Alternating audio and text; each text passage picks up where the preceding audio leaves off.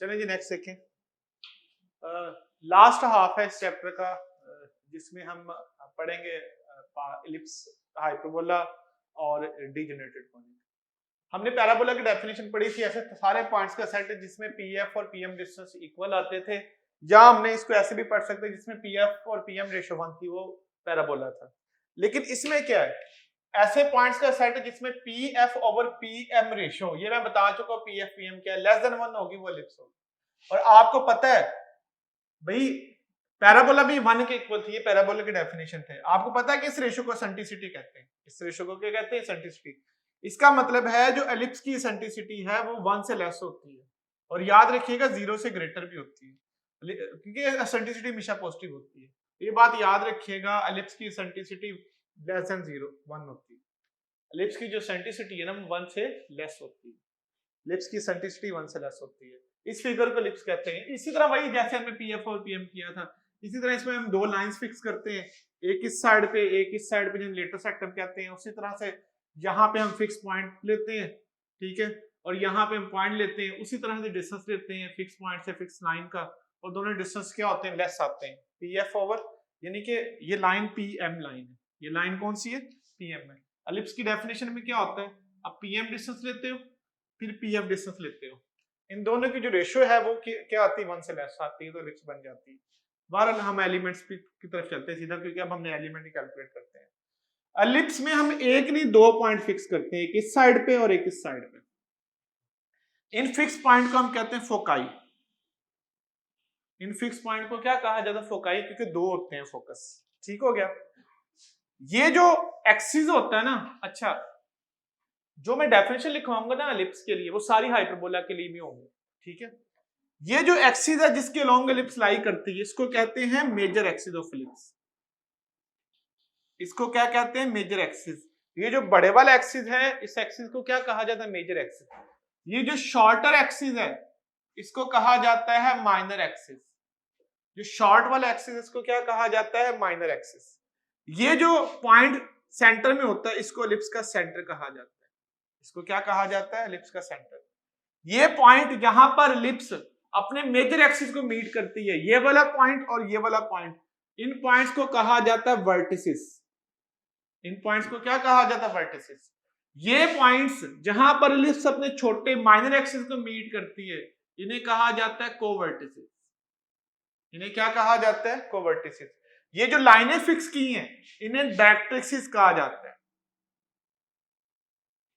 और वो लाइन जो फोकस में से पास करे और मेजर एक्सिस के परपेंडिकुलर हो, वो लाइनें जो फोकस में से पास करें, मेजर एक्सिस के परपेंडिकुलर हो और इसके दोनों पॉइंट्स को मीट भी करें, इन्हें लेटर सेक्टम कहा जाता है। उसी तरह से जैसे हमने पढ़ा था, दो इसके लेटर सेक्टम होते हैं, दो फोकस होते हैं, इसके दो वर्टिसेस होते हैं, दो कोवर्टिसेस होते हैं, दो ही डायरेक्ट्रिसेस होते हैं। ये एलिप्स के सारे एलिमेंट्स जो मैंने थे वो लिखवा दिए। अच्छा कुछ और चीजें भी देख ली। ये एलिप्स का सेंटर होता है, सेंटर से फोकस का डिस्टेंस होता है सी, ये बात याद रखिएगा। सेंटर से फोकस का डिस्टेंस क्या होता है, सी। सेंटर से लेकर यहां तक का डिस्टेंस ये होता है ए, सेंटर से लेकर यहां तक का डिस्टेंस ये होता है बी। याद रहे, ए बी सी तीन चीजें बताई हैं।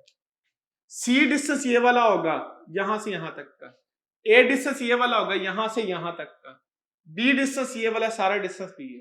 तो एलिप्स में तीन चीजें कैलकुलेट करनी है आपने, ए बी और सी। याद रखिएगा कितनी चीजें कैलकुलेट करनी है, ए बी और सी। ए ये वाला डिस्टेंस है, सी ये वाला डिस्टेंस और बी वाला डिस्टेंस है। एलिप्स में एक बात अभी से याद रख लें, ए हमेशा बी से ग्रेटर होगा। याद रखिएगा एलिप्स में ए हमेशा बी से क्या होगा, ग्रेटर होगा। जाहिरी बात है, अगर ए ज्यादा होगा बी लेस होगा तो एलिप्स बनेगी ना। तो एलिप्स के एलिमेंट्स एक दफा फिर बताता हूं। बड़े वाले एक्सिस को मेजर एक्सिस कहते हैं, छोटे वाले एक्सिस को माइनर एक्सिस कहते हैं। जहां पर बड़े एक्सिस को एलिप्स मिले उन्हें वर्टिसेस कहते हैं, जहां पे छोटे एक्सिस को मिले उन्हें कोवर्टिसेस कहते हैं। एलिप्स का ये सेंटर होता है, एलिप्स के ये फोकाई होते हैं, और जो फिक्स लाइनें होती हैं वो डायरेक्ट्रिसेस होते हैं। जो लाइन फोकस में से पास करे, दो पॉइंट्स को एलिप्स के मिलाए, इसके ऊपर परपेंडिकुलर एक्सिस पे वो लेटर सेक्टम होते हैं। और सेंटर से फोकस का डिस्टेंस ए सी होता है, यहां से यहां तक का डिस्टेंस ए होता है, और यहां से यहां तक का क्या होता है, बी होता है। तो एलिप्स में ए बी से हमेशा क्या होता है, बड़ा होता है। एक और बात भी लिखना है यहीं से, लिप्स में ए सी से भी बड़ा होता है, वैसे ये एक वैसे बात लिखवाई है, लेकिन ये मेजर बात है, ए बी से हमेशा क्या होता है, बड़ा होता है। अब आते हैं इसके भी टेबल के ऊपर, आपको डेफिनेशन याद होगी। अब हम इसका भी टेबल पढ़ेंगे, टेबल पढ़ने के बाद आप इनकी क्वेश्चन करेंगे जैसे हमने पैराबोला के साथ जो सलूक किया था। ये चीजें आप एक दफा याद कर लो तो आपके लिए काम आसान हो जाएगा।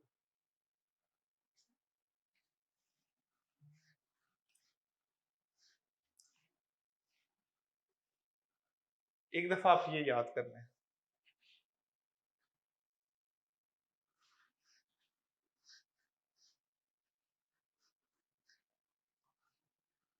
लेंगे अब चलते हैं इसकी भी टेबल के ऊपर। एज यूजुअल जैसे हम जो हमारा पढ़ने का तरीका है लिप्स को, हम सबसे अपनी कॉनिक्स को सबसे हम पहले पढ़ते हैं standard forms of a lips.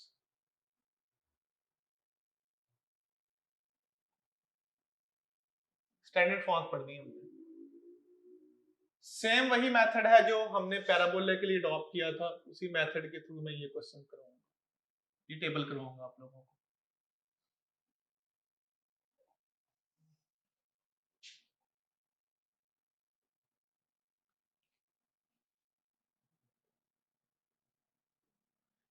अच्छा, जो टेबल एलिप्स का पढ़ाऊंगा वही टेबल हाइपरबोला होगा, टेबल सेम होगा दोनों का।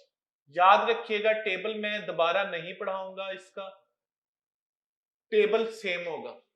जो एलिप्स का टेबल है वही हाइपरबोला का टेबल है, सिर्फ 2-3 एलिमेंट्स के नाम चेंज होंगे, बाकी वही होगा। तो दो तरह की एलिप्स होती है जी। पहली एलिप्स वो होती है जो अलोंग एक्स एक्सिस होती है, ठीक है। दूसरी एलिप्स वो एलिप्स होती है जो अलोंग वाई एक्सिस होती है। टोटल एलिप्स हमने दो पढ़ दी, एक वो होगी जो अलोंग एक्स एक्सिस होगी, दूसरी वो होगी जो अलोंग वाई एक्सिस होगी। एलिप्स सिर्फ दो होती है, along X axis, along Y axis. यहां पे मैं इनके एलिमेंट्स लिखवाऊंगा, आपके कौन कौन से एलिमेंट्स आपने पढ़ने हैं। ऑफ कोर्स सबसे पहले आप इक्वेशन पढ़ोगे कि एलिप्स की इक्वेशन क्या होती है। इस वाली एलिप्स की इक्वेशन होती है X square over A square plus Y square over B square equal to 1। इस वाली एलिप्स की इक्वेशन होती है X square over B square plus Y square over A square equal to 1। क्या मतलब है? सबसे पहली बात आप ये जरा याद कर लें, उसके बाद मैं अगली बात बताता हूं। एक्स वाली एलिप्स है ना, उसकी इक्वेशन होती है X square over A square, Y square over B square. देखें एक्स वाली एलिप्स में एक्स जो होता है, एक्स के नीचे ए होता है, और वाई वाली एलिप्स में वाई के नीचे ए होता है। क्लियर होगी बात? और ये वो बड़ा नंबर है, ठीक है, याद रखिएगा। मैंने यहाँ पे कुछ और सप्लीमेंट्री चीजें लिखवा रहा हूँ। एलिप्स में ए बी से बड़ा होता है। For example X square equal to 4a, Y square equal to 5a। ये एलिप्स एक्स के लॉन्ग होगी, वाई के लॉन्ग होगी, तो देखेंगे बड़ा नंबर कौन सा है। भाई बड़ा नंबर ए है ना, 5 है ना दोनों में से, तो ये ए स्क्वायर होगा। अब बड़ा नंबर वाई के नीचे तो वाई एक्सिस वाली एलिप्स होगी। याद रखिएगा ए बी से ग्रेटर होता है, जिस वेरिएबल के नीचे बड़ा नंबर होगा वही वाली एलिप्स होगी। अच्छा जी, इक्वेशन याद होगी इसकी। उसके बाद दूसरी बात करते हैं वर्टिसेस की। सारे के सारे एलिमेंट्स हम इन डिटेल पढ़ेंगे। वर्टिसेस, इसके वर्टिसेस होते हैं प्लस माइनस a0, और इसके वर्टिसेस होंगे 0 प्लस माइनस a, क्योंकि y के ऊपर चले जाएंगे ना, x वाली के x के ऊपर, y वाली के y के ऊपर। वर्टिसेस हमने याद कर लिए। पहले वाले के वर्टिसेस प्लस माइनस a0, दूसरे वाले के माइनस 0 प्लस माइनस a होंगे। उसके बाद बात करते हैं कोवर्टिसेस की। कोवर्टिसेस इसके होंगे 0 प्लस माइनस बी। भाई ए क्या है, यहां से आ जाएगा, बी यहां से आ जाएगा, जो बी होगा 0 प्लस माइनस बी होगी। अच्छा जी, इसके वर्टिसेस प्लस माइनस ए 0 थे, तो कोवर्टिसेस प्लस माइनस बी 0 होंगे।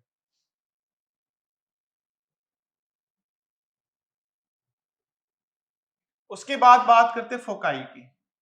ये एक्स एक्सिस वाली एलिप्स है ना, इसके 0 सी होंगे, और इसके क्या होंगे 0 प्लस माइनस सी।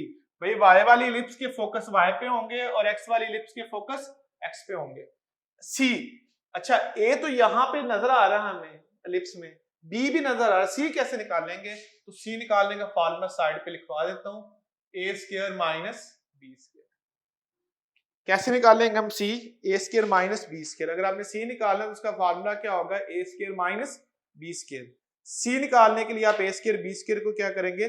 माइनस करेंगे, ठीक है। बल्कि सी निकालने के लिए फार्मूला ये याद कर लें, B square equal to C square minus A square, ऐसे याद कर लें।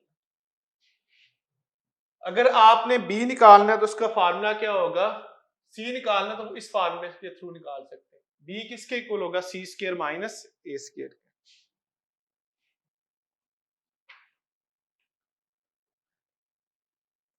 उसको वैसे इसी फॉर्म में लिखना है जैसे पहले लिखा हुआ था, ताकि वो आपको हाइपरबोला और उसके लिए सेम याद रहे ना, आपको चेंज ना करना पड़े। सी स्क्वायर ए स्क्वायर माइनस बी स्क्वायर, सी निकालना तो ए स्क्वायर माइनस बी स्क्वायर से कर दें, बस हाइपरबोला में होगा, यहाँ पे प्लस आ जाएगा, ये फॉर्म इसकी याद रखें।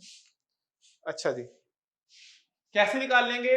सी ए स्क्वायर माइनस बी स्क्वायर। समझ आ गया ये जो सी है वो कैसे निकालना है। उसके बाद अगली बात करते हैं, फोकाई के बाद इक्वेशन ऑफ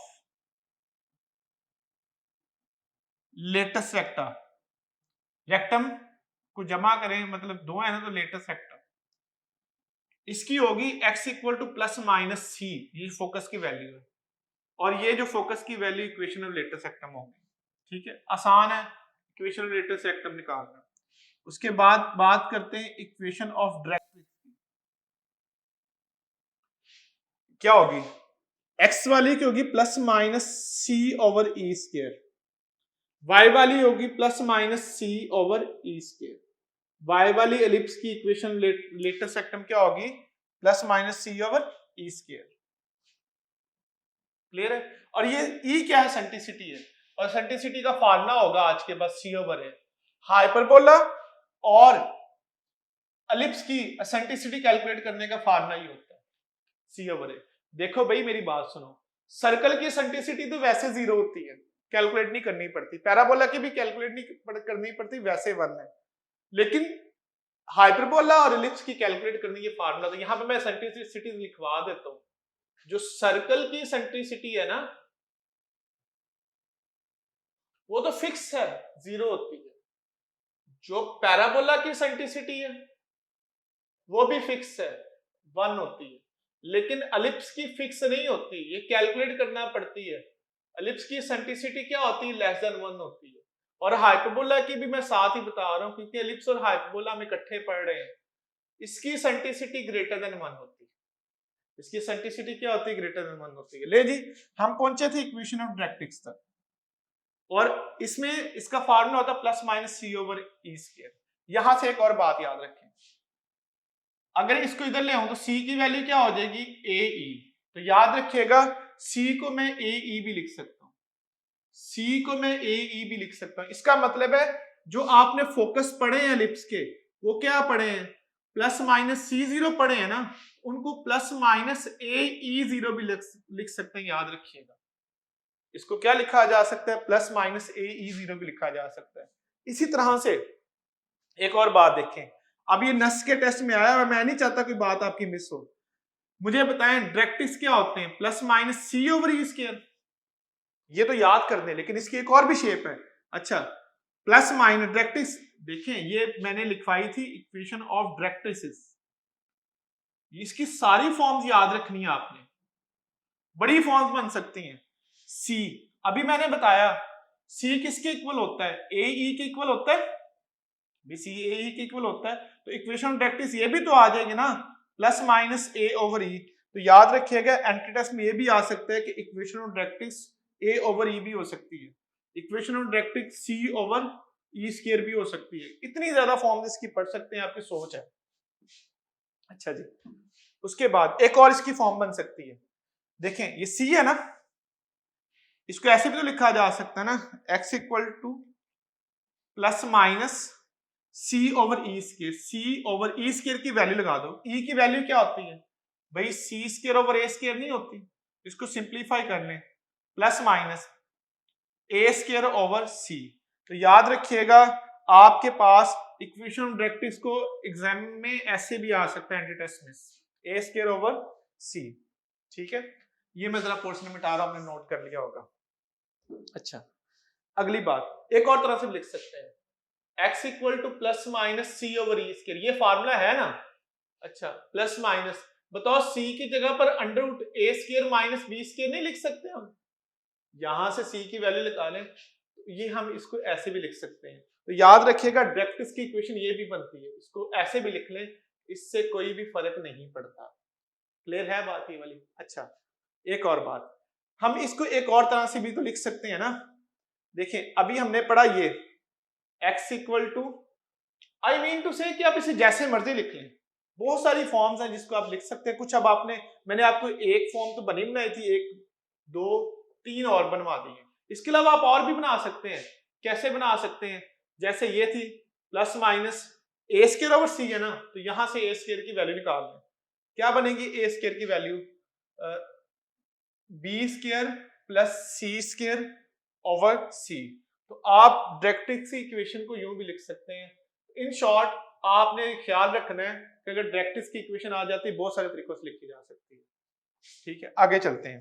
क्लियर है कि यहां तक? ये सारी फॉर्म्स मैंने बताई इक्वेशन ऑफ डायरेक्ट की।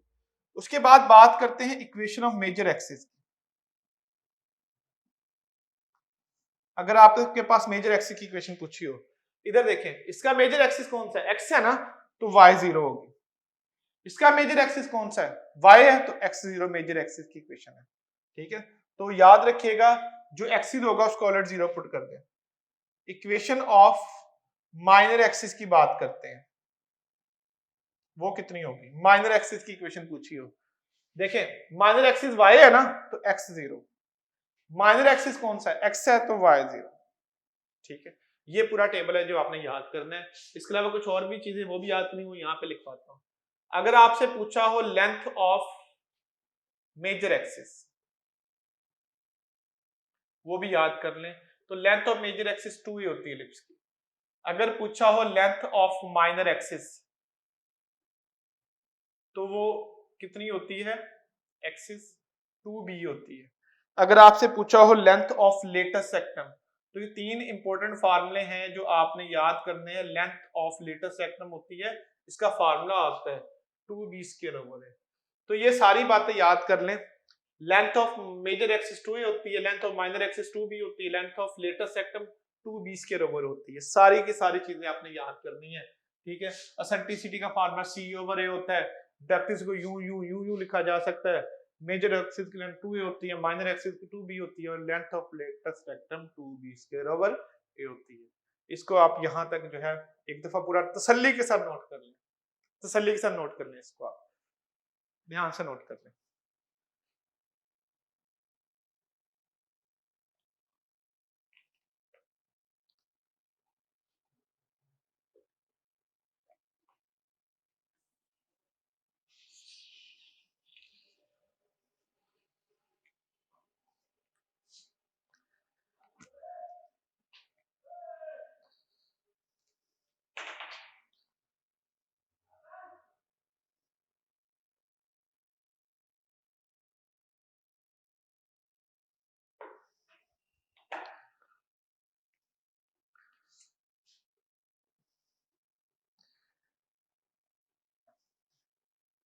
ले जी, पूरा टेबल आपने याद कर लिया होगा। अब इसकी क्वेश्चन करते हैं। मैं फिर बता रहा हूँ, यही हाइपरबोला का टेबल है। ठीक है, बस दो तीन चीजें चेंज हैं, वो चीजें चेंजेस मैं आपको लिखवा देता हूँ, बाकी टेबल है सेम, बाकी कोई डिफरेंस नहीं है। ठीक है, बाकी सब कुछ सेम है। ठीक है, पहले हम एलिप्स को पढ़ लेते हैं, फिर मैं डिफरेंस लिखाऊंगा, टेबल यही यूज होगा। ठीक है, मैं ये साइड मिटा रहा हूँ, इस पे मैं क्वेश्चन कराऊंगा। टेबल थोड़ी देर आपके सामने रहेगा ताकि एक दो क्वेश्चन आप उसमें एक्सपर्ट हो जाए। नहीं जी, बड़ा आसान सा क्वेश्चन करते हैं। The foci of ellipse x square over 25 plus y square over 16 equal to 1। इसके फोकस बताने हैं। ऑप्शन है 0 प्लस माइनस 3, बीटा ऑप्शन है प्लस माइनस 3 0, सी ऑप्शन है प्लस माइनस 5 0, बी ऑप्शन है +-4 0। हमने एलिप्स के फोकस बताने हैं, फोकस बताना है एलिप्स का, फोकाई बताने हैं। अच्छा, कोई भी चीज एलिप्स की कैलकुलेट करनी है ना, तीन चीजें सबसे पहले कैलकुलेट करनी है, ए बी और सी। एलिप्स की कोई भी चीज कैलकुलेट करनी है तो तीन चीजें कैलकुलेट करनी है, ए बी और सी। तो सबसे पहले आप ए बताएंगे क्या होगा। देखें, दोनों एलिप्स के केस में जो दोनों में से बड़े वाला नंबर होगा ना, लार्जर नंबर होगा, वो ए स्क्वायर होगा, याद रखिएगा। जो स्मॉलर नंबर होगा वो बी स्क्वायर होगा। तो यहां से आपको ए बी की वैल्यू आ जाएगी। बताया, समझ आ गई। जो बड़ा नंबर है ए स्क्वायर है, छोटा नंबर क्या है, बी स्क्वायर है। एलिप्स के केस में जो बड़ा नंबर है वो क्या होगा, ए स्क्वायर होगा, जो छोटा नंबर है वो क्या होगा, बी स्क्वायर होगा। इसका मतलब है ए की वैल्यू 25 होगी, हमेशा प्लस आएगी, और बी की वैल्यू क्या होगी, 4 होगी। यहां से सी स्क्वायर निकाल लें। बताएं, ए स्क्वायर माइनस बी स्क्वायर नहीं होता, तो सी स्क्वायर निकाल लें। 25 माइनस 16, तो बताओ सी की वैल्यू क्या होगी, 9। लो जी, तीनों चीजें आ गई। ए आ गया, बी आ गया और सी आ गया। ठीक है, सी कितना, 3 आएगा, सी 3 आएगा। तो एलिप्स का क्वेश्चन जब भी आएगा एबीसी कैलकुलेट करना है आपने। ए स्क्वायर बड़ा नंबर होगा, बी स्क्वायर हमेशा छोटा नंबर होगा, याद रखिएगा। अब आप सब कुछ कैलकुलेट कर सकते हैं। मैं एक क्वेश्चन लिखूंगा, उसका सारा कुछ कैलकुलेट करूंगा ताकि आपको आइडिया हो जाए सारी चीजों का। वर्टेक्स आपने इसका कैलकुलेट करना है। तो सबसे पहले रीजन सेंटर, क्योंकि एलिप्स सेंट्रल कोनिक है, इसका सेंटर ऑफ सिमेट्री होता है जी। सेंटर क्या होगा, 0 0। ये जितनी भी स्टैंडर्ड फॉर्म में हमने रीजन पे पढ़नी है जी। पहला एलिमेंट कैलकुलेट कर लिया आपने, सेंटर। सेंटर के बाद हम वर्टिसेस कैलकुलेट करते हैं। आपको सारी चीजें कैलकुलेट करना आ जाए ना। अब बताओ, ये एक्स एक्सिस के लॉन्ग है, वाई एक्सिस के लॉन्ग है। बड़े वाला नंबर किसके नीचे है, एक्स के नीचे है, तो एक्स के लॉन्ग होगी। तो एलिप्स को चेक करना है वो किस एक्सिस के लॉन्ग है, जो नंबर बड़ा होगा उसके नीचे होगी। ठीक है, बड़ा नंबर कौन सा है, एक्स के नीचे है ना, तो एक्स एक्सिस लॉन्ग है। तो वर्टिसेस एक्स वाली एलिप्स के क्या होते हैं, +-a0। ए की वैल्यू आपने निकाली हुई है 5, +-5 0 इसके वर्टिसेस आ जाएंगे। इसके कोवर्टिसेस बता देते हैं जी। आप बताएं जिसके कोवर्टिसेस क्या होंगे, 0 ± b होंगे ना, इसके कोवर्टिसेस टेबल से देख के बताएं तो क्या होंगे, 0 ± b कितना है, 4 है। कोवर्टिसेस ये आ गए। अब आते हैं फोकाई के ऊपर।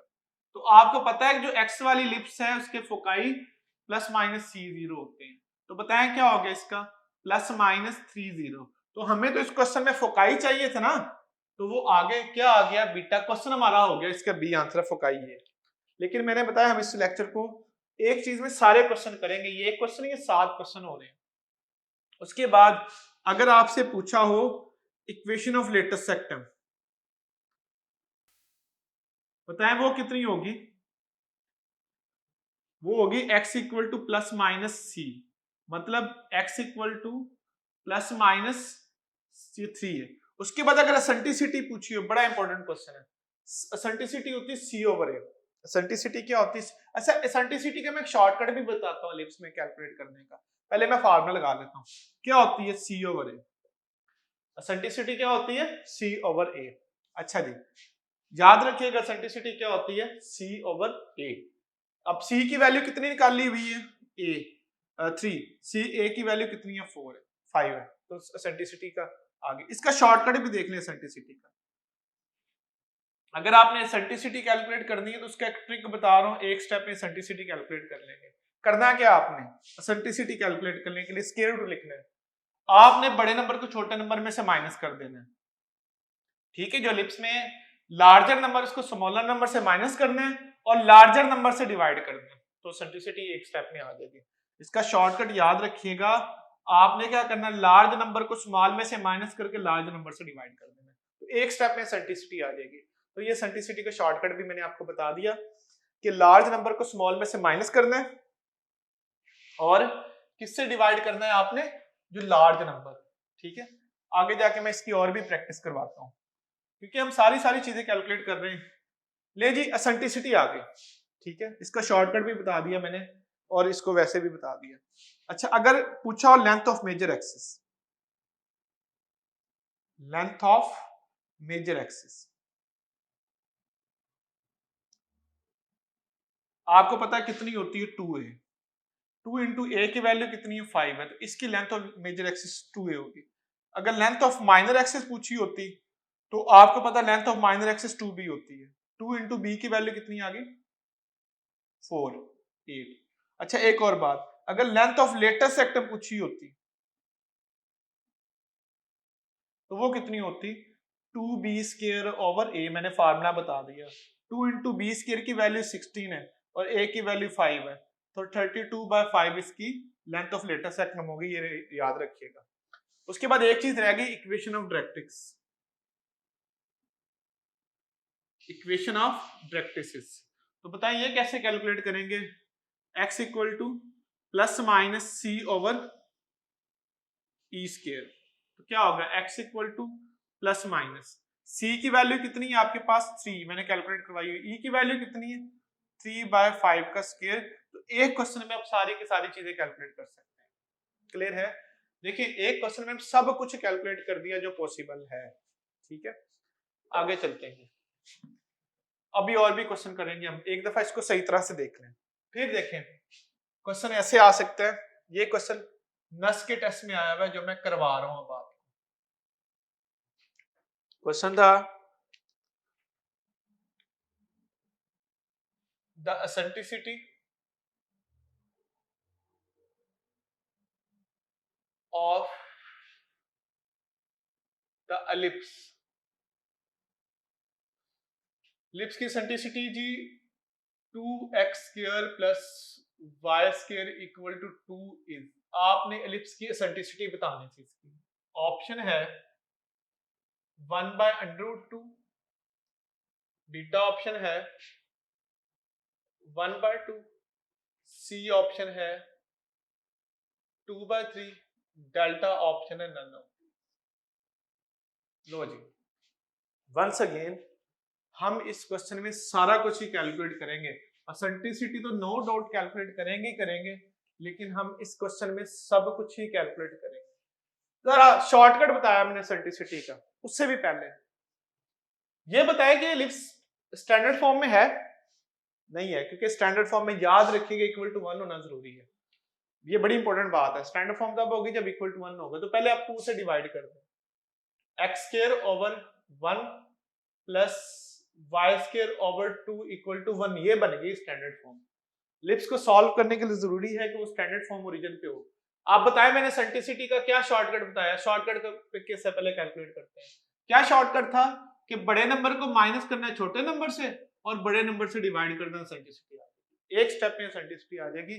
बड़े नंबर को छोटे नंबर से माइनस और बड़े वाले नंबर से डिवाइड करना है। तो इसका आंसर तो हो गया ए, बात ही खत्म होगी हमारी। इसका आंसर ये है, बात खत्म। लेकिन हमने इस क्वेश्चन को आगे इससे सारी चीजें कैलकुलेट करनी। एसेंट्रिसिटी तो आ गई है, हम इस क्वेश्चन से सब कुछ कैलकुलेट करेंगे ताकि आपकी पूरी कंप्लीट प्रैक्टिस हो सके। ले शुरू करते हैं।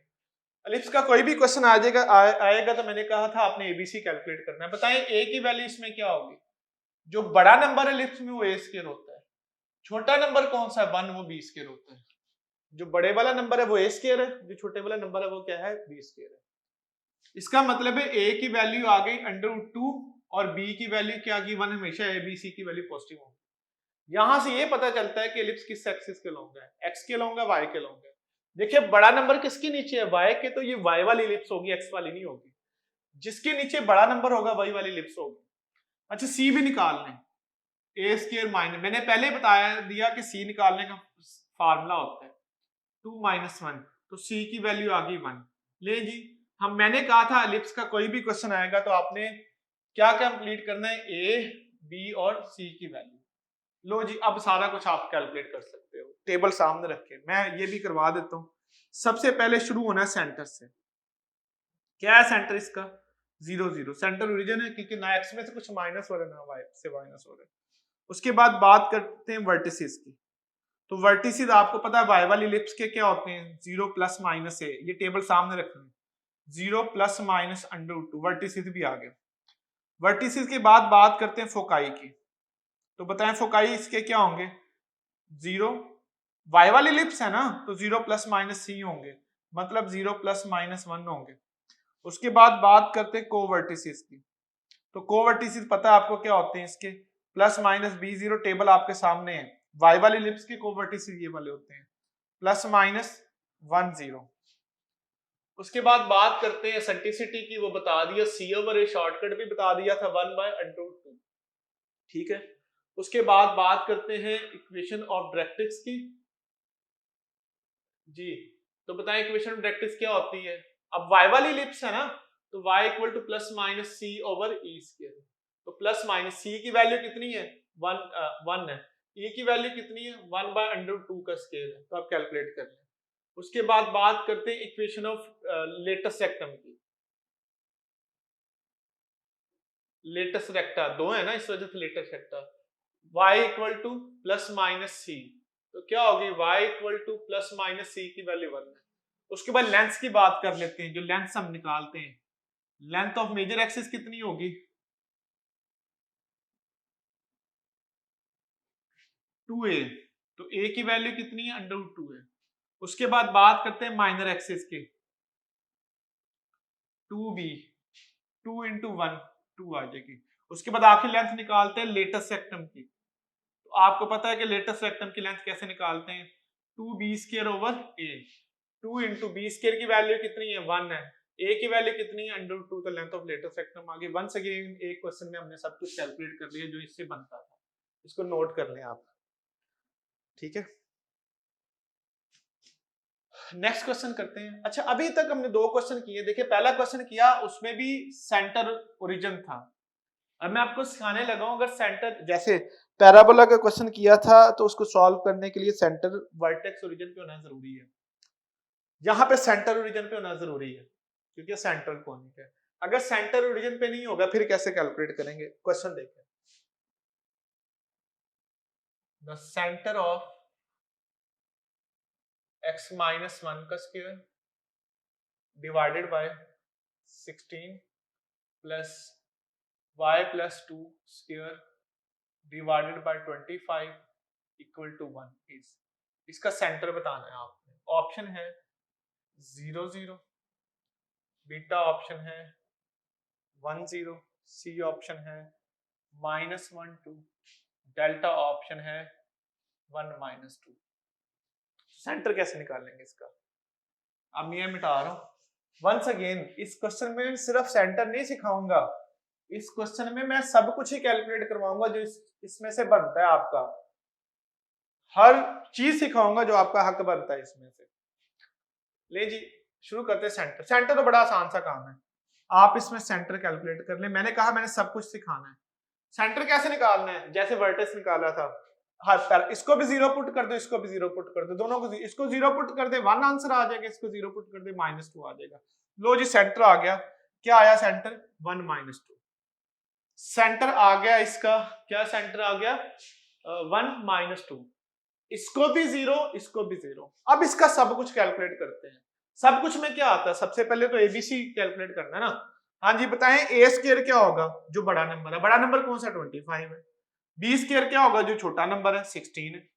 सी स्क्वायर क्या होगा, ए स्क्वायर माइनस, अच्छा ए लिख लें, ए कितना होगा 5 होगा, बी कितना होगा 4 होगा। सी स्क्वायर क्या होगा, ए स्क्वायर माइनस बी स्क्वायर। तो बताएं सी की वैल्यू क्या आएगी, 25 माइनस 16, तो सी की वैल्यू आ गई 3।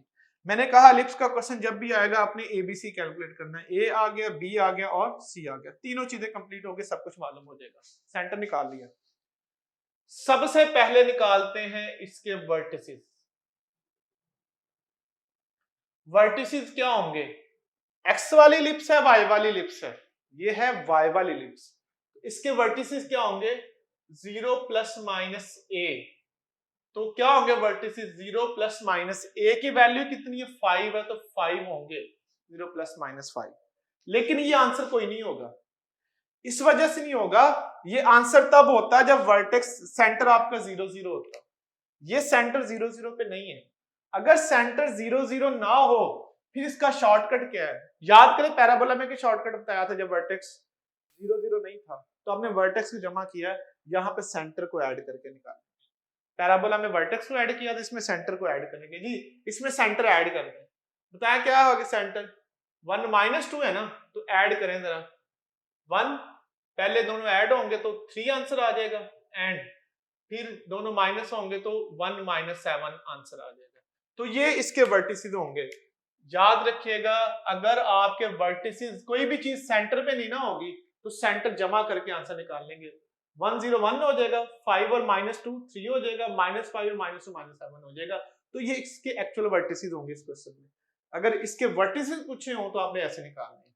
सारा कुछ कैलकुलेट करते हैं। अगर फोकाई पूछे हो तो y वाली लिप्स के फोकस होते हैं 0 ± c। 0 ± c की वैल्यू कितनी है? 3 है। लेकिन ये आंसर नहीं होगा। ये आंसर तब होता जब लिप्स ओरिजिन पे होती। अब लिप ओरिजिन पे नहीं है तो शॉर्टकट क्या है कि आप इसमें सेंटर जमा कर दो। तो कर दे जमा, क्या आंसर आ जाएगा 1। पहले ऐड कर दें 1 आ जाएगा, फिर दोनों को माइनस कर दें -5। तो ये इसके फोकस आ जाएंगे असल वाले जो इसका आंसर बनेंगे। क्लियर है? अगर आपसे पूछा हो कोवर्टिसेस तो आपको पता क्या होंगे, ± B0 मतलब ±40। लेकिन ये आंसर नहीं है। क्यों आंसर नहीं है? ये आंसर तब होता है जब ओरिजिन पे होती। अब ये आंसर नहीं है, इसके लिए आपको शॉर्टकट यूज करना पड़ेगा सेंटर को जमा करने वाला। पहले ऐड करते हैं 5 - 2, फिर दोनों को माइनस कर दें -3 -2। तो ये आपके पास कोवर्टिसेस आ गए। कोवर्टिसेस के बाद एसेंट्रिसिटी की बात करते हैं। ये चेंज नहीं होगी क्योंकि इसमें एक्स वाई होता है नहीं, C/A। हाँ जी, C की वैल्यू कितनी है आपके पास? 3 है और A की वैल्यू कितनी है? 5। एसेंट्रिसिटी आ गई। एसेंट्रिसिटी के बाद बात करते हैं इक्वेशन ऑफ डायरेक्ट्रिक्स की।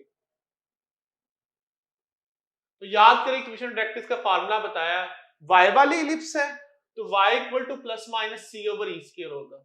मैं हर क्वेश्चन में हर बार फार्मूला लिख रहा हूं ताकि आपको याद आ जाए। c की वैल्यू कितनी है? c की वैल्यू है 3। e की वैल्यू कितनी है? 3/5 का स्क्वायर है। लेकिन ये आंसर नहीं है। क्यों नहीं है? ये आंसर तब होता जब आपका वर्टेक्स सेंटर रीजन पे होता। इसको सिंप्लीफाई कर लें जरा, क्या होगा? ±25/3। ये आंसर नहीं है। क्यों आंसर नहीं है? क्योंकि आपका सेंटर ओरिजिन पे नहीं है। अगर सेंटर ओरिजिन पे नहीं है तो सेंटर ऐड करते हैं, शॉर्टकट ये है। अब ये x है, ये y है। आपका आंसर y में आया तो इसमें y ऐड करते हैं। ठीक है, सेंटर का y कोऑर्डिनेट ऐड कर दें तो आपके पास ये इसका एक्चुअल आंसर आ जाएगा इक्वेशन ऑफ डायरेक्ट्रिक्स का। उसके बाद बात करते हैं इक्वेशन ऑफ लेटेस्ट सेक्टम की।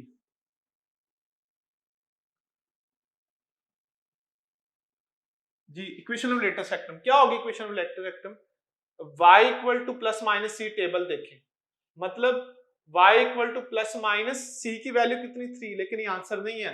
ये आंसर तब होता है जब वर्टेक्स ओरिजिन पे होता है। वर्टेक्स ओरिजिन पे नहीं है तो सेंटर ऐड करना पड़ेगा। क्या y की वैल्यू है? -2। इसमें आपको -2 ऐड करना पड़ेगा तो एक्चुअल आंसर आ जाएगा। उसके बाद लेंथ की बात कर लेते, वो आसान है। लेंथ ऑफ मेजर एक्सिस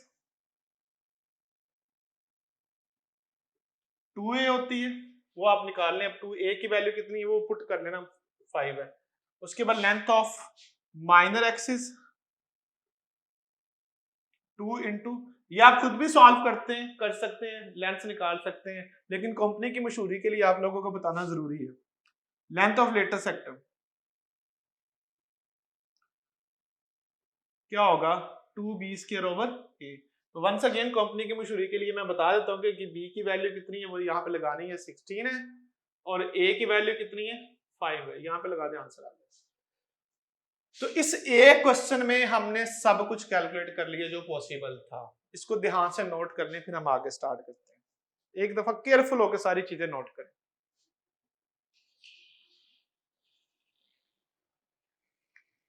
अब हम पैरामीट्रिक इक्वेशन पढ़ लेते हैं। ये हर लिप्स की डिफरेंट होती है, मैं ये वाली की लिखवा रहा हूँ। इसकी पैरामीट्रिक इक्वेशन होती है x = a cos theta, y = b sin theta. उसी तरह जैसे मैंने बाकी की लिखवाई थी। आपको पता है कि ना भी सॉल्व हो तो लिप्स को तो हम बैक सॉल्व भी कर सकते हैं। उसके बाद लास्ट कॉनिक पढ़ते हैं हम हाइपरबोला। कि हाइपरबोला क्या होता है। ये हमारे पास लास्ट कॉनिक है जिसमें हमने हाइपरबोला पढ़ना है। ठीक है, पैरामीट्रिक इक्वेशन याद कर लीजिएगा। ना भी याद हो तो मैंने बताया इसका हल बड़ा सिंपल है, बैक सॉल्व कर लें। x = a cos theta, y = b sin theta. Hyperbola इसका सेम टेबल वही है, मैंने सिर्फ इसके डिफरेंस बताने हैं। याद रखना हाइपरबोला क्या होता है, ऐसी फिगर जिसमें P F over P M distance greater than 1 होता है। आपको पता है सेंटिसिटी होती है, इसमें सेंटिसिटी ग्रेटर देन 1 होती है, बस ये डिफरेंस है। अच्छा, दूसरा इसकी शेप में डिफरेंस है, एक हाइपरबोला एक्स वाला होता है, एक वाई वाला होता है, एक ये वाला होता है और एक हाइपरबोला ये वाला होता है। इसके बाद डायरेक्ट हमने क्वेश्चन को स्टार्ट करना, टेबल इसका वही है। अच्छा, एलिप्स में ए बी से ग्रेटर होता है, ठीक है, ये इसमें कंडीशन थी। इसमें ऐसी कोई कंडीशन नहीं है, ए और बी में से कोई भी बड़ा हो सकता है, कोई भी छोटा हो सकता है। इसमें A B A greater than B होने वाली कंडीशन नहीं होती है हाइपरबोला में। इस हाइपरबोला की इक्वेशन होती है X square over A square minus Y square over B square. याद करें एलिप्स में प्लस था, इसमें माइनस था। इसकी इक्वेशन क्या होती है, Y square over B square X square over A square equal to 1। Ellipse में जो बड़ा नंबर था उसके लॉन्ग एलिप्स होती है। इसमें क्या होता है, जो पहले हो एक्स पॉजिटिव है तो एक्स के लॉन्ग है, वाई पॉजिटिव है तो वाई के लॉन्ग है, सिंपल सी बात है। और उसमें जो ए स्क्वायर था वो बड़े नंबर वाला नंबर था, इसमें ए स्क्वायर कौन सा होता है, जो पहले हो, जो पॉजिटिव के नीचे वो ए स्क्वायर है और नेगेटिव के नीचे क्या है, बी स्क्वायर है। अच्छा, उसमें सी कैसे मालूम करते थे, एलिप्स में ए स्क्वायर माइनस बी स्क्वायर, इसमें कैसे मालूम करते, प्लस, बाकी सारा कुछ सेम है। इक्वेशन में डिफरेंस है सिर्फ कि इसमें जो पॉजिटिव हो, एक्स पॉजिटिव है तो एक्स के लॉन्ग है, वाई पॉजिटिव है तो वाई के लॉन्ग है, और इसमें ए स्क्वायर प्लस बी स्क्वायर सी होता है। एक डिफरेंस और है, उसमें बड़े वाले एक्सिस को मेजर एक्सिस कहते थे, इसमें बड़े वाले एक्सिस को ट्रांसवर्स एक्सिस कहते हैं, इसमें छोटे वाले एक्सिस को कॉन्जुगेट एक्सिस कहते हैं। बाकी चीजें सारी की सारी सेम है, बड़ा एक्सिस ट्रांसवर्स होता है, छोटा कॉन्जुगेट होता है, और जो पॉजिटिव हो वो वाली एलिप्स होती है, जो नेगेटिव हो वो नहीं होती। जो पॉजिटिव हो उसके नीचे वाला ए होता है, नेगेटिव के नीचे वाला बी होता है। एलिप्स में डिफरेंट था। ले जी क्वेश्चन शुरू करते हैं वंस अगेन, फिर मैं आसान से क्वेश्चन से बात स्टार्ट करूंगा। द वर्टिसेस ऑफ hyperbola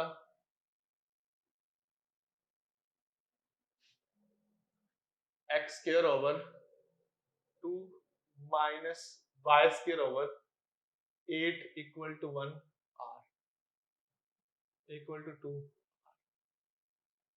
इसके वर्टिसेस बताने हैं। ऑप्शन है 0 प्लस माइनस 2, बीटा ऑप्शन है प्लस माइनस 2 0, सी ऑप्शन है plus minus under 2 0, delta option है नन। जी इसके वर्टिसेस बताने हैं, लेकिन मैं सिर्फ वर्टिसेस नहीं बताऊंगा, मैं इसका सब कुछ कैलकुलेट करूंगा जो इसमें बनता है, ठीक है,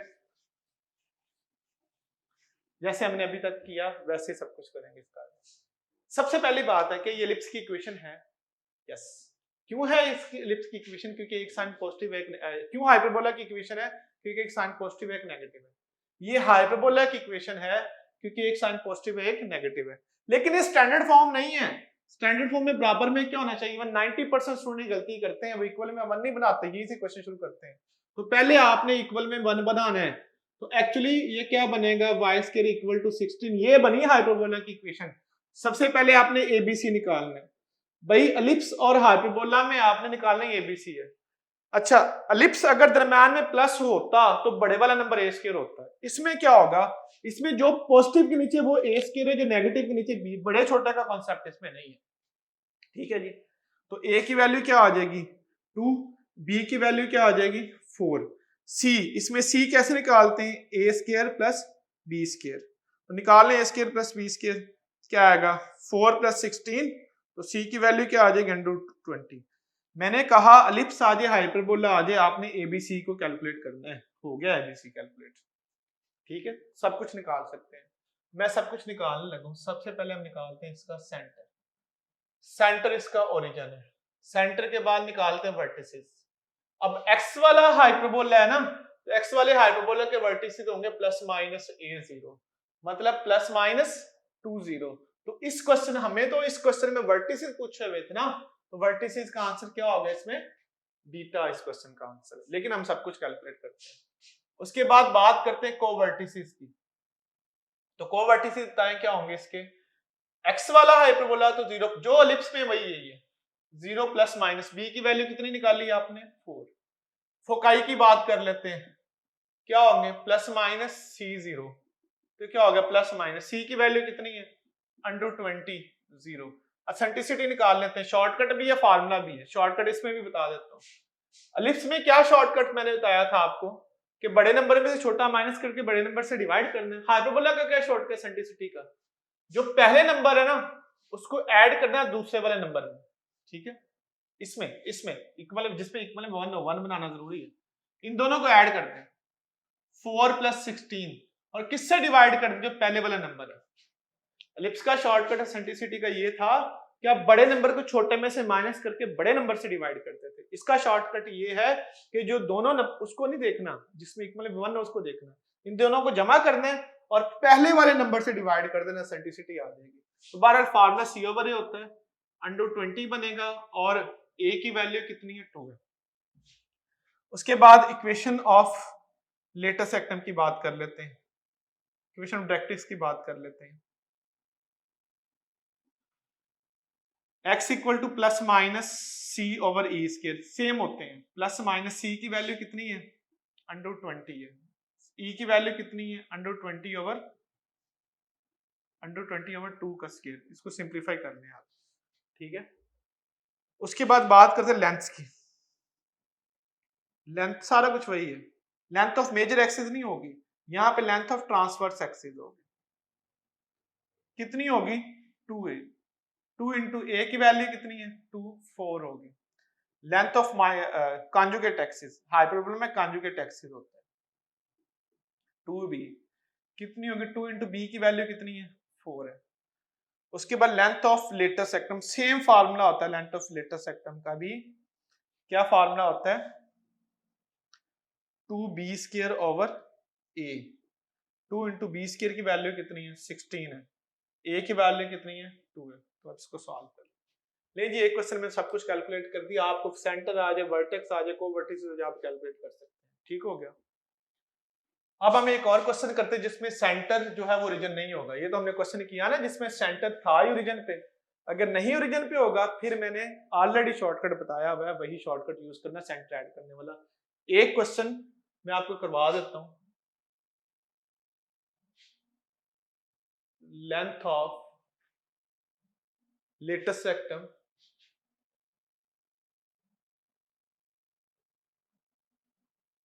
of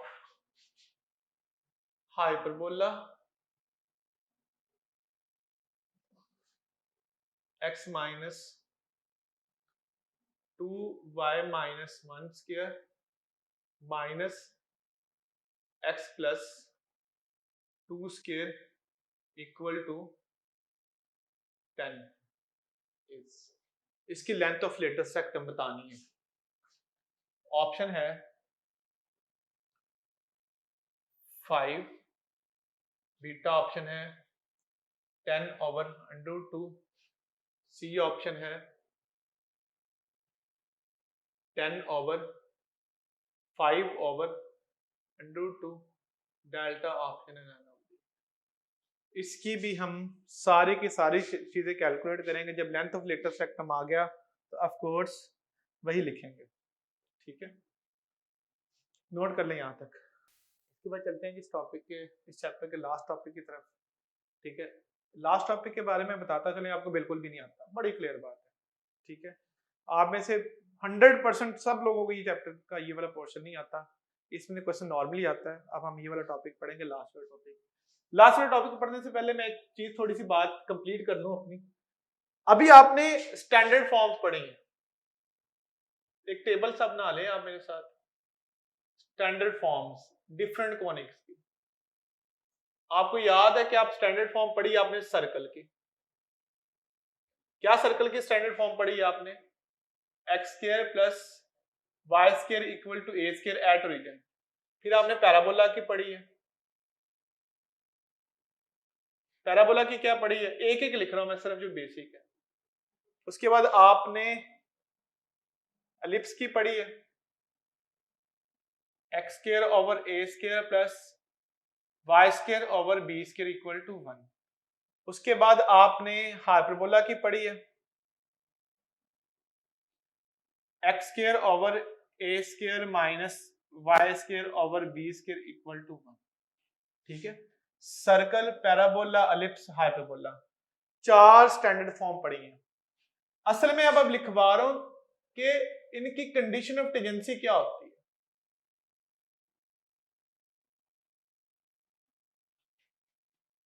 with line y equal to m x plus c. आपको याद है ना y equal to m x plus c line होती है। ये वाली लाइन कब सर्कल को टच करेगी, ये वाली लाइन कब पैराबोला को टच करेगी, ये वाली लाइन कब एलिप्स के ऊपर टेंजेंट होगी, ये वाली लाइन कब हाइपरबोला को टच करेगी। कंडीशंस आपने याद करनी है। लें जी, सर्कल की कंडीशन टेंजेंसी क्या है, c square equal to a square into 1 plus M square. अगर ये कंडीशन होगी तो ये वाली लाइन इसके ऊपर टेंजेंट होगी। पैराबोला की कंडीशन टेंजेंसी होती है ए ओवर एम, एलिप्स की कंडीशन टेंजेंसी होती है a square m square plus b square. Hyperbola की कंडीशन टेंजेंसी होती है a square m square minus b square. और यहां से आप इक्वेशन ऑफ टेंजेंट भी बता सकते हो कि सर्कल के ऊपर इक्वेशन ऑफ टेंजेंट क्या होती है, सर्कल के ऊपर क्या होती है, y equal to m x plus c है ना, तो सी की वैल्यू यहां से निकाल लें, क्या आगे plus minus under root 1 plus M square. तो ये सर्कल की इक्वेशन ऑफ टेंजेंट होती है। पैराबोला की क्या होगी, y equal to m x plus c है ना, सी की जगह पर वो कंडीशन वाली वैल्यू लगा दें। बताए एलिप्स की इक्वेशन ऑफ टेंजेंट क्या होगी, m x plus minus under root a square m square plus b square. ये एलिप्स की टेंजेंट की इक्वेशन है। हाइपरबोला की टेंजेंट की इक्वेशन क्या होगी, एम एक्स प्लस माइनस ए square m square minus b square. देखिए ये है चार कंडीशंस, इसी में से जो सी की वैल्यू है उसे यहां पे लगा देते इक्वेशन ऑफ टेंजेंट्स बन जाती है। तो ये सर्कल की इक्वेशन ऑफ टेंजेंट है, ये पैराबोला की इक्वेशन ऑफ टेंजेंट है, ये एलिप्स की है, ये हाइपरबोला की है। ये कंडीशंस याद रखने, इसमें से क्वेश्चन आता है। क्वेश्चन ऐसे आता है, फॉर व्हाट वैल्यू, यहां values of K the line 3x plus 4y plus k equal to 0 is tangent to. Question इसमें से ऐसे आता है, circle X square plus Y square equal to 16। ये सवाल ऐसे आता है, plus minus 20 plus minus 10 plus minus 5 none of these. ये वाली लाइन है, ये वाली लाइन इस सर्कल के ऊपर टेंजेंट कब होगी, ये वाली लाइन इस सर्कल के ऊपर टेंजेंट होती है। अगर ये कंडीशन हो तो आपने किसकी वैल्यू निकालनी, सी की, ए की, एम की। अब लाइन देखिए क्या है, 3x plus 4k 4y equal plus k। पहले इसको तरतीब दे लें, देखें इसको y equal to minus 3x minus K लिखा जा सकता है, y की वैल्यू निकालने, minus 3 over x minus k over 4। इसे आपने इस शेप में लिख दिया। अब बताओ ये किसकी वैल्यू आ गई, m की, ये किसकी वैल्यू आ गई, c की, और ये a स्क्वायर की वैल्यू होती है। a स्क्वायर की वैल्यू कितनी है, 16 है। कहां पर, नहीं यहाँ पे स्केयर नहीं आएगा, प्लस माइनस ए तो खत्म हो जाएगा। अच्छा जी, अब देखें ये m की वैल्यू आ गई। सबसे पहले जो भी इक्वेशन ऑफ लाइन है उसे आपने इस फॉर्म में लिखना है। ये m की वैल्यू आ गई, ये c की वैल्यू आ गई, और ये a स्केयर। आप कंडीशन लगा दें। सर्कल की कंडीशन में जैसे क्या होती है, सिर्फ आपने कंडीशन में वैल्यूज पुट करनी है। इसकी वैल्यू कितनी है, माइनस k ओवर 4 का स्केयर, इसकी वैल्यू कितनी है 16 है, इसकी वैल्यू कितनी है माइनस 3 ओवर 4 का स्केयर। ठीक है, इसको सिंप्लीफाई कर लें तो k की वैल्यू प्लस माइनस 20 आ जाएगी, यहां से k की वैल्यू आ जाएगी अल्फा आंसर। तो याद रखिएगा अगर ऐसा क्वेश्चन आ जाए कि कोई लाइन सर्कल के ऊपर टेंजेंट है कि नहीं है, आपने कोई वेरिएबल कोई कांस्टेंट निकालना है, जैसे इसमें k है, तो आपने उसकी कंडीशन टेंजेंसी याद करनी है, यूज करनी है। यही क्वेश्चन इसके लिए भी आ सकता है, इसके लिए भी आ सकता है, इसके लिए भी आ सकता है, इसके लिए भी आ सकता है। पहले आपने लाइन को एम एक्स प्लस सी की फॉर्म में लिखना है, एम की वैल्यू आ जाएगी, सी की वैल्यू आ जाएगी, फिर आपने ए की वैल्यू लिख लेनी है और इसमें वैल्यूज पुट कर देनी, तो आपके पास के की वैल्यू आ जाएगी। क्लियर है। अब आते हैं जी लास्ट टॉपिक के ऊपर, इस चैप्टर के ऊपर, और ये बड़ा इंपॉर्टेंट टॉपिक है। ये आप में से किसी को नहीं आता ये टॉपिक, इस वजह से इसको बड़ा केयरफुल होकर समझना है आपको। अभी तक हमने पढ़ा standard form of equation of circle, अब हम पढ़ेंगे general form of conic.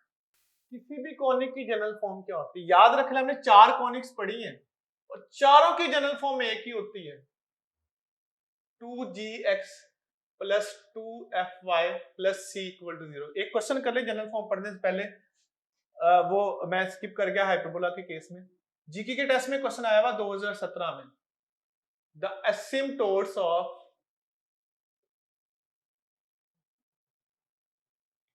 Hyperbola. Hyperbola जी x square over 4 minus Y square over 3 equal to 1, इसके एसिम्पटोट की इक्वेशन बतानी है। और इसके एसिम्पटोट क्या होंगे? ऑप्शन है y equal to plus minus 3/2 x, beta option है y equal to plus minus under 3/2 x, C option है y equal to plus minus 2 over under 3x, delta answer है नन ऑफ दीज। पहले ये समझ लें कि एसिम्पटोट होते क्या है।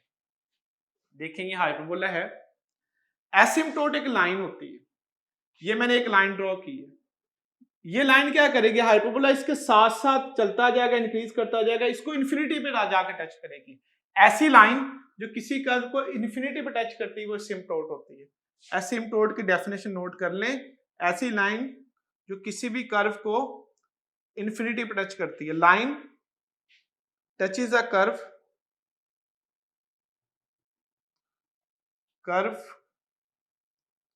एट इन्फिनिटी, जो कहीं इन्फिनिटी पे जाके टच कर रही है उसे एसिम्पटोट कहते हैं। निकालना बड़ा सौखा है, ये सिर्फ हाइपरबोला में होते हैं और किसी में नहीं होते। देखिए बड़ा आसान सा शॉर्टकट है, अगर आपने निकालने एसिम्पटोट तो जो भी हाइपरबोला की इक्वेशन है उसे 0 से के इक्वल पुट करते हैं।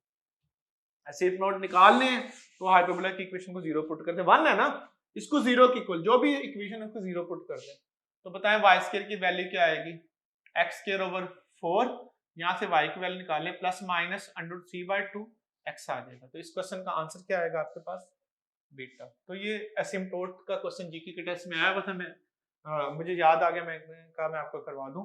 किसी भी कर्व के किसी भी हाइपरबोला की इक्वेशन के एसिम्पटोट कैसे निकालने, उसको 0 पुट कर देते हैं। वापस आते हैं जी टॉपिक के ऊपर, लास्ट वाला, general form of equation of conic. किसी भी कॉनिक की जनरल फॉर्म क्या होती है, ये नोट कर लें आप।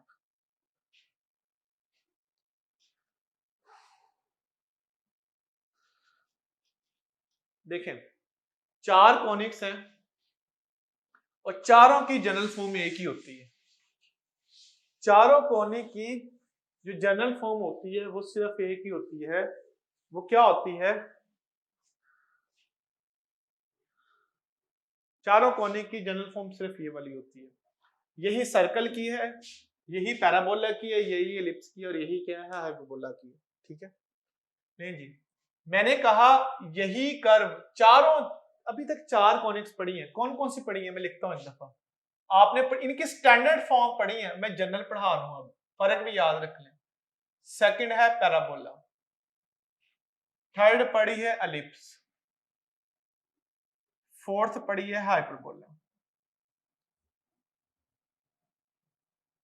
टोटल 4 कॉनिक्स पढ़ी। अब मैंने आपको यह बताने की एक कोशिश कर रहा हूं कि इन चारों की जो जनरल इक्वेशन होती है वो एक ही होती है। ये सर्कल की जनरल इक्वेशन तब होती है जब ए और बी हो जाए बराबर, ये पैराबोला की तब होती है जब ए और बी में से कोई एक हो जाए 0 या ए 0 हो जाए, सब ए बी पे डिपेंड करता है। एलिप्स भी तब होती है जब ए और बी बराबर ना हो, और एक और बात, A and B have same sign, या दोनों पॉजिटिव हो या दोनों क्या हो, नेगेटिव हो। और ये हाइपरबोला की इक्वेशन तब होती है जब A and B have opposite sign, जब ए और बी का साइन अपोजिट हो, दोनों पॉजिटिव हो नेगेटिव हो, इसमें ए और बी बराबर भी हो सकते हैं। एलिप्स में ए बी कभी भी बराबर नहीं हो सकते। याद रख लें चारों कॉनिक्स एक ही जनरल इक्वेशन होती है।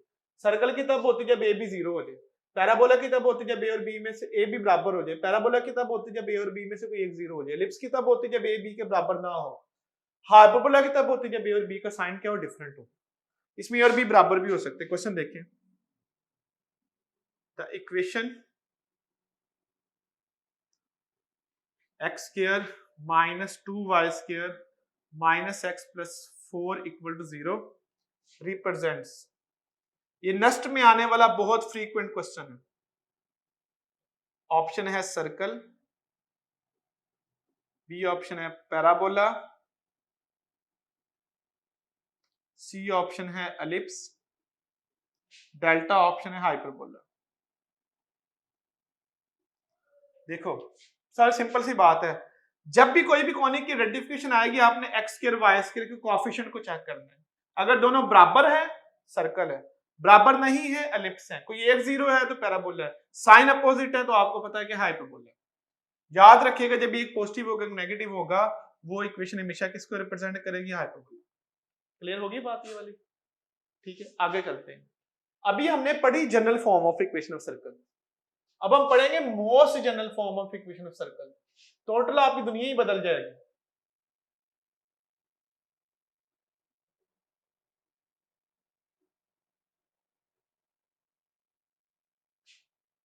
किसी भी कोनिक की मोस्ट जनरल फॉर्म क्या होती है?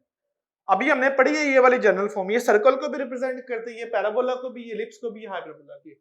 मोस्ट जनरल फॉर्म क्या होती है? A x square plus b y square plus 2h x y plus 2g(x) plus 2fy plus c equal to 0। ये मोस्ट जनरल, वो जनरल फॉर्म है, ये मोस्ट जनरल फॉर्म है। सारी कोनिक की मोस्ट जनरल फॉर्म ये वाली होती है। ठीक है, फर्क क्या है दोनों में? सिर्फ एक चीज का फर्क है, वो है प्रोडक्ट टर्म का। सिर्फ एक चीज का फर्क है, वो किस चीज का फर्क है? इसमें प्रोडक्ट टर्म होती है और इसमें प्रोडक्ट टर्म नहीं होती। मेरा सवाल आपको ये है कि प्रोडक्ट टर्म आती है, आपको किसी को भी नहीं पता होगा प्रोडक्ट टर्म क्यों आती है। ये सुन लें, प्रोडक्ट टर्म आती है ड्यू टू रोटेशन। याद रखिएगा इसमें प्रोडक्ट टर्म का डिफरेंस है। और प्रोडक्ट टर्म किस वजह से आती है किसी भी कर्व में? Due to rotation. क्या मतलब है? इधर देखें, आपने एलिप्स पढ़ी हुई है ऐसे, ये एलिप्स आपने पढ़ी हुई है, एक्स एक्सिस के लॉन्ग होती है, वाई एक्सिस के लॉन्ग होती है। अगर एलिप्स ऐसे आ जाए इस तरह से, तो ना वो एक्स एक्सिस के लॉन्ग है ना वो वाई एक्सिस के लॉन्ग है। समझ आ गई बात? ना वो एक्स के लॉन्ग है ना क्या है वो वाई के लॉन्ग है। ना ये एलिप्स एक्स के लॉन्ग है ना ये एलिप्स किसके लॉन्ग है, वाई के लॉन्ग है। रोटेट होके आ गई किसी एंगल पे, ठीक है, तो ये वाली तब प्रोडक्ट टर्म बनी। प्रोडक्ट टर्म किस वजह से बनती है? Due to rotation. अब याद है पहले लेक्चर में मैंने बताया था कि सर्कल में प्रोडक्ट टर्म नहीं होती। अब सोचे क्यों नहीं होती? सर्कल बना दिया, रोटेट करेंगे तो फिर भी तो ऐसे रहेगा ना इसकी शेप, तो सर्कल में प्रोडक्ट टर्म नहीं होती। तो ये कॉनिक सबको रिप्रेजेंट कर सकती, सर्कल को रिप्रेजेंट नहीं कर सकती, क्योंकि सर्कल में कभी भी प्रोडक्ट टर्म नहीं होती। क्यों नहीं होती? क्योंकि ये प्रोडक्ट टर्म आती है रोटेशन की वजह से। ये पैराबोला इलिप्स है, सीधी इलिप्स है, रोटेट होके आगे तो प्रोडक्ट टर्म आ जाएगी। सर्कल रोटेट होके भी नहीं रोटेट होगा, तो इसमें प्रोडक्ट टर्म हो ही नहीं सकती, जीरो होती है। तो याद रखिएगा, मैंने पहले लेक्चर में बताया था कि मैं एंड पे बताऊंगा कि प्रोडक्ट टर्म क्यों नहीं होती, इस वजह से कि सर्कल रोटेट नहीं हो सकता। तो प्रोडक्ट टर्म आती है ड्यू टू रोटेशन। क्लियर है? अगर प्रोडक्ट टर्म आ जाए, मैं एक क्वेश्चन लिखता हूं, देखें द इक्वेशन, फिर आपको ये बात मेरी समझ आ जाएगी जो मैं बताना चाह रहा हूं। The equation x square plus Y square minus 2 x y plus 2x equal to 0 minus 4 represents option है सर्कल, ऑप्शन है एलिप्स, ऑप्शन है हाइपरबोला,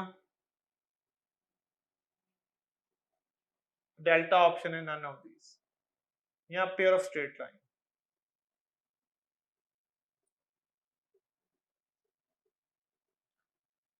देखें इसमें और इसमें कोई डिफरेंस नहीं है क्वेश्चन में।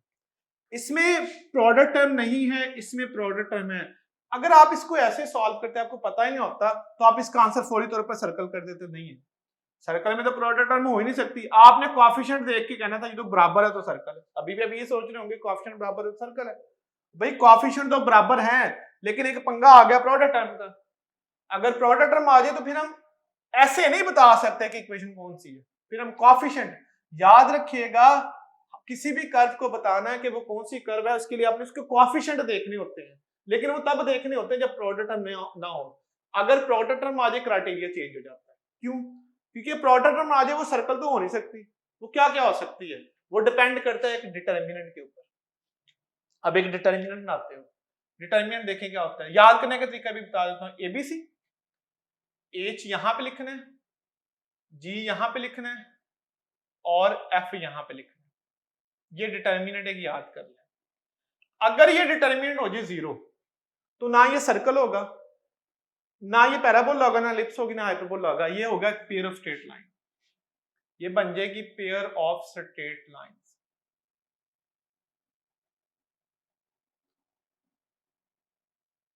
पेयर ऑफ स्ट्रेट लाइंस को कहते हैं डीजनरेटेड कॉनिक।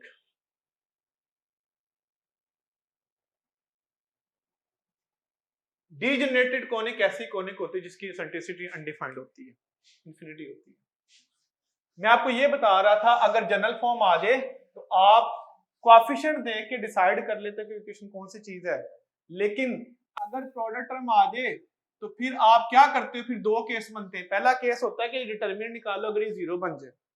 दूसरा केस भी है कि अगर डिटर्मिनेंट जीरो ना बने, ये वाला determinant A B C H G और यहां पर एफ लगा देना है। अगर ये डिटर्मिनेंट नॉट इक्वल जीरो है फिर ये पैराबोला भी बन सकता है। सर्कल फिर भी नहीं हो सकता क्योंकि उसमें तो प्रोडक्ट टर्म होती ही नहीं है। फिर ये एलिप्स भी हो सकती है, फिर ये हाइपरबोला भी हो सकता है। क्या मतलब है? जनरल इक्वेशन चार चीजों को रिप्रेजेंट करती है, सर्कल को, पैराबोला, हाइपरबोला, एलिप्स को। मोस्ट जनरल इक्वेशन भी चार चीजों को रिप्रेजेंट करती है। या ये पेयर ऑफ स्ट्रेट लाइन होगी, आई मीन डीजनरेटेड कोनिक को रिप्रेजेंट करेगी, या ये पैराबोला, एलिप्स या हाइपरबोला को रिप्रेजेंट, सर्कल को नहीं करेगी क्योंकि प्रोडक्ट टर्म होती नहीं है। अब ये वाली इक्वेशन अगर डिटर्मिनेंट जीरो हो जाए तो पेयर ऑफ स्ट्रेट लाइन है, कहानी वहीं पे खत्म हो जाती है, हमारी कहानी गोल। लेकिन अगर ये डिटर्मिनेंट नॉट इक्वल जीरो है फिर पैराबोला भी हो सकता है, एलिप्स भी हो सकता है, हाइपरबोला भी हो सकता है। जब भी प्रोडक्ट टर्म आ जाए पहले डिटर्मिनेंट चेक करना है आपने। तो डिटर्मिनेंट निकालते हैं, उसके लिए एबीसी की वैल्यू निकालें। देखिए ए की वैल्यू क्या होगी 1, बी की वैल्यू क्या 1 होगी, एच की वैल्यू इसको 2 पे डिवाइड करके निकाल लेंगे, एफ की वैल्यू एक्स वाली को 2 पे डिवाइड करके निकाल लेंगे, जी की वैल्यू, एफ इसमें 0 है, सी -4 है। सबसे पहले डिटर्मिनेंट कैलकुलेट करना है, ये वाला डिटर्मिनेंट।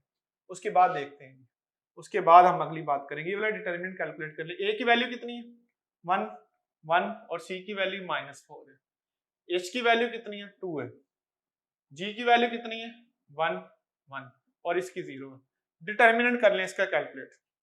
ठीक है, जब भी क्वेश्चन आएगा, जब भी प्रोडक्ट टर्म आएगी, पहले डिटर्मिनेंट चेक करना है। मैं फिर बार बार बता रहा हूं, -4 0 +2 इंटू माइनस आएगा, जी क्या होगा पहले तरतीब के साथ निकाल लेते हैं।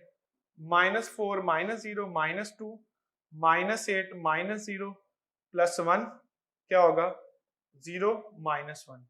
तो क्या होगा ये -4 +16 +1, ये आज 17 -4 कितना हो जाएगा ये 13। नॉट इक्वल टू 0 है ना, डिटर्मिनेंट 0 आ जाता तो आंसर फौरी तौर पे डेल्टा होना था, काम ही खत्म। कोई कर्व बनती नहीं है, पेयर ऑफ स्ट्रेट लाइन बनती है। डिटर्मिनेंट आया नॉट इक्वल टू 0, इसका मतलब है अब है कुछ, यहाँ एलिप्स है।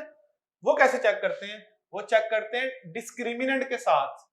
अगर डिस्क्रिमिनेंट 0 हो जाए तो पैराबोला है, अगर डिस्क्रिमिनेंट नेगेटिव हो जाए तो एलिप्स है, अगर ये वाला डिस्क्रिमिनेंट पॉजिटिव हो जाए तो हाइपरबोला है। लेकिन पहले डिटर्मिनेंट चेक करना है, पहले क्या करना है, नॉट इक्वल टू 0 आ गया ना, अब हमारे पास चांस है कि क्या बनेगा। अब आप डिस्क्रिमिनेंट चेक करो, एच की वैल्यू कितनी है 2, ए की वैल्यू कितनी है 1 है, इसकी वैल्यू भी 1 है।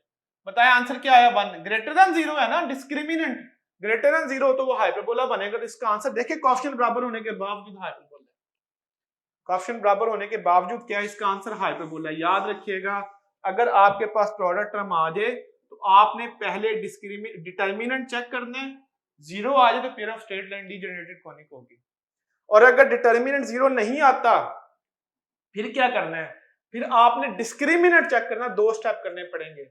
जब भी प्रोडक्ट टर्म आ जाए याद रख लेना, ये मस्ट है कि पहले डिटर्मिनेंट चेक करेंगे। डिटर्मिनेंट 0 हो तो पेयर ऑफ स्ट्रेट लाइन है, अगर डिटर्मिनेंट 0 ना हो फिर पैराबोला एलिप्स हाइपरबोला हो सकती है। पैराबोला तब होगा जब डिटर्मिनेंट 0 होगा, डिस्क्रिमिनेंट 0 होगा। एलिप्स तब होगी जब नेगेटिव होगा।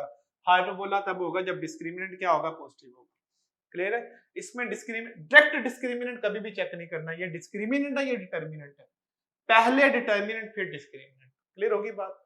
एक दो बातें और इसमें से समझ लें तो समझ आ गई इस क्वेश्चन का आंसर डेल्टा क्यों है। कोएफिशिएंट तब चेक करने जब प्रोडक्ट टर्म नहीं है, प्रोडक्ट टर्म की प्रेजेंस सारा काम आपको उलट पुलट कर देती है। अगली बात समझ लें, प्रोडक्ट टर्म क्यों आती है? रोटेशन की वजह से।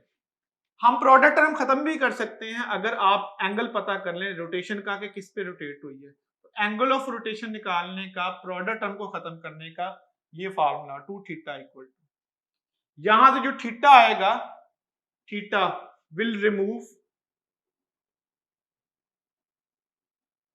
Product term by Axis of rotation. तो याद रखिएगा अगर आपने रोटेशन खत्म करनी तो उसके लिए आप थीटा यहां से निकालेंगे। क्वेश्चन ऐसे आता है, at what angle product term can be removed from x minus 2xy plus y minus 1 equal to 0। ठीक है, किस पे ये प्रोडक्ट टर्म रिमूव हो जाएगी? इसमें से एंगल पे। ऑप्शन है 30 डिग्री, ऑप्शन है 45 डिग्री, ऑप्शन है 90 डिग्री, ऑप्शन है 60 डिग्री। प्रोडक्ट टर्म खत्म करनी है। अब ये घर जाके हमें चेक करना है ये बनता क्या है। अब ये आपकी प्रैक्टिस है, आपने इस कर्व को चेक करना बनता क्या है। ले जी, एंगल निकालना है प्रोडक्ट टर्म का, उसके लिए ए बी एच की वैल्यू चाहिए। ए की वैल्यू भी 0 है, बी की वैल्यू भी 0 है और एच की वैल्यू कितनी है, -1। इसको 2 पे डिवाइड करेंगे तो एंगल निकालना है। क्या फार्मूला है? Tangent 2 theta equal to 2 into angle -1 है, एंड पे 0 -0। Tangent 2 theta equal to infinity, 2 theta equal to 90, theta equal to 45। तो 45 वो एंगल होगा जिसपे प्रोडक्ट टर्म ही खत्म हो जाएगी इसमें से। इसको आप घर जाकर जरूर चेक कीजिएगा ये बनता क्या है। मेरे ख्याल में ये पैराबोला बनता है, आपने इसको चेक कर लेना है। ठीक है जी, लो जी, ये है जी चैप्टर नंबर 6। मुझे उम्मीद है कि पूरा का पूरा चैप्टर नंबर 6 आपको अगर लास्ट टॉपिक याद रखना है कि प्रोडक्ट टर्म आने की वजह क्या चेंजेस होती हैं। आपने इसका फीडबैक जरूर शेयर करना है कि आपको चैप्टर आया है कि नहीं आया। अगर इसमें कोई डेफिशिएंसी होगी तो आपने वो भी शेयर करनी है, मैं उसको आपको दोबारा बता दूंगा एक अलग पार्ट में। लेकिन मुझे 100% यकीन है कि आपके पूरा का पूरा चैप्टर आ गया होगा। थैंक यू वेरी मच जी। लास्ट चैप्टर रहेगा 7, इंशाल्लाह ताला कल हम वो चैप्टर भी पढ़ लेंगे।